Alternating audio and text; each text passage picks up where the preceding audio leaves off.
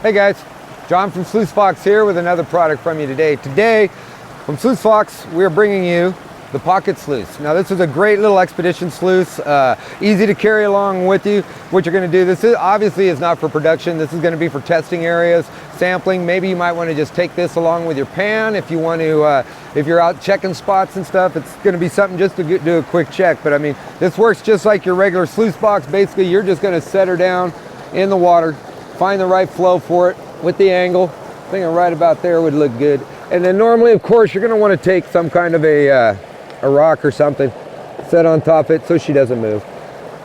But that's it. Basically, you're just going to set it in, run it just like a sluice. It's going to be for sampling, testing, running small small batches of material that you want to check out. But real easy and portable, guys. It's proven technology. We got the expanded mesh on top with the miner's moss underneath that, and then of course the bottom has the a V-mat built into it. Let me go ahead and take this out. I'll show you how easy it is to take apart, clean up. We got two wing nuts. Now this is, you might see some other ones out there only have one wing nut. They have a problem with it lifting in the front or the back. This holds it down, holds your expanded metal down real good, your mesh.